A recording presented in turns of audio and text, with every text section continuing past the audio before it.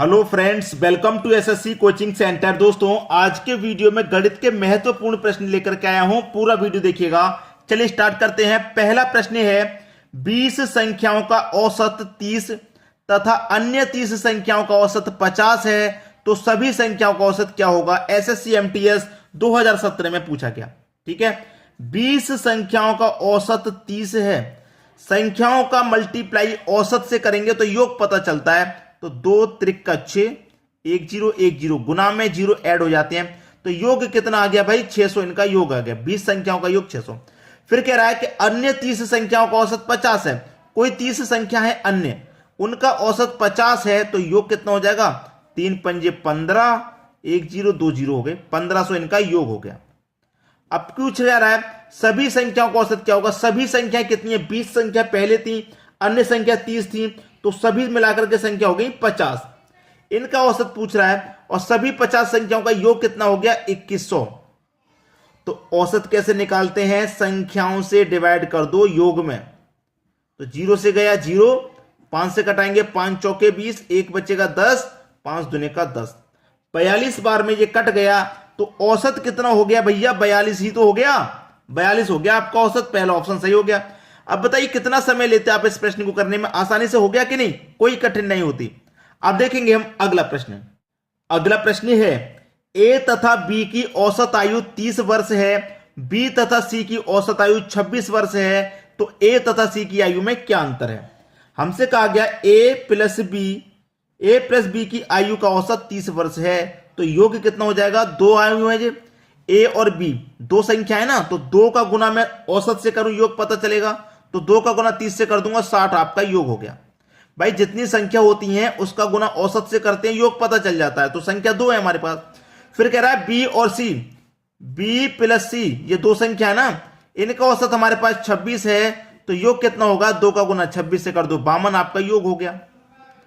ठीक है, अब पूछ रहा है कि ए और सी की आयु में क्या अंतर है।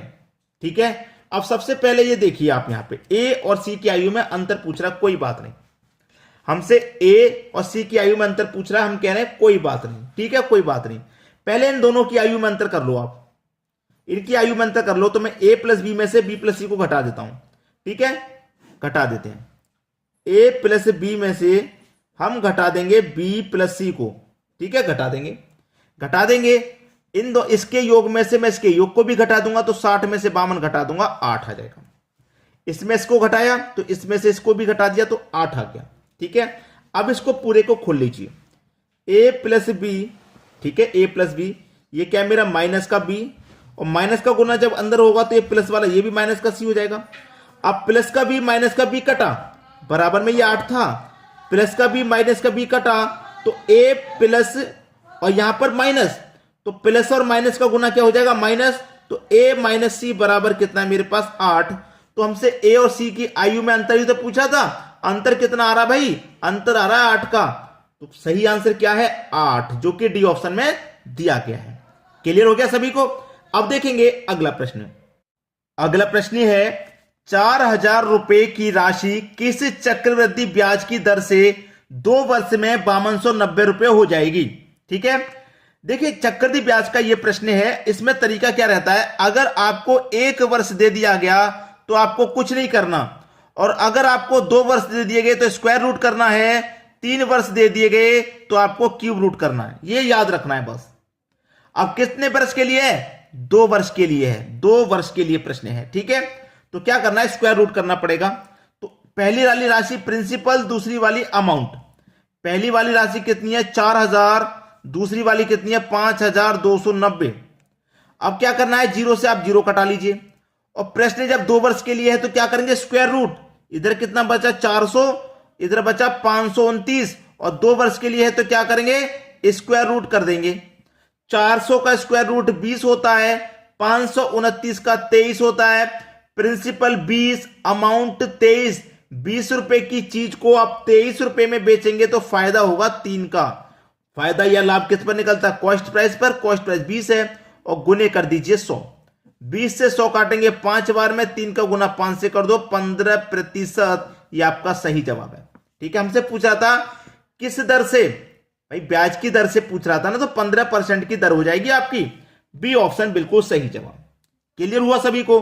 अब देखेंगे अगला प्रश्न। अगला प्रश्न है ब्याज की किस प्रतिशत ब्याज की दर से 1,000 रुपए की राशि 2 वर्ष में चक्रवृद्धि ब्याज से 1102.50 रुपए हो जाएगी। मैंने क्या बताया, पहले वाली राशि को प्रिंसिपल मानेंगे, दूसरी वाली को अमाउंट।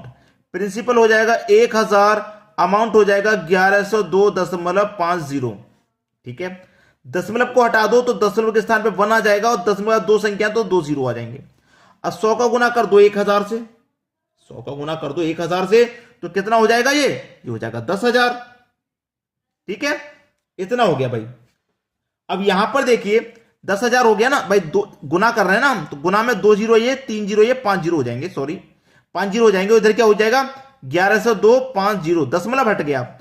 अब जीरो से एक जीरो कट जाएगा तो क्या रह गया, ये 10,000 रह गया बाकी में, और ये 1102.5।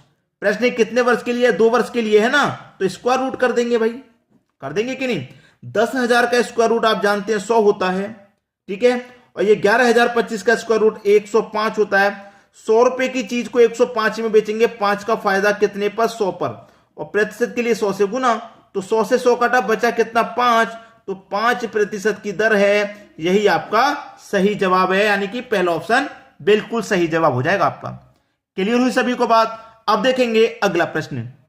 अगला प्रश्न है एक लड़के ने 1,000 रुपए में 50 चॉकलेट खरीदी। यदि 30 चॉकलेट का औसत मूल्य 25 रुपए है तो शेष चॉकलेट का औसत मूल्य क्या है। देखिए, एक व्यक्ति ने 50 चॉकलेट कितने में खरीदी, 1,000 रुपए में।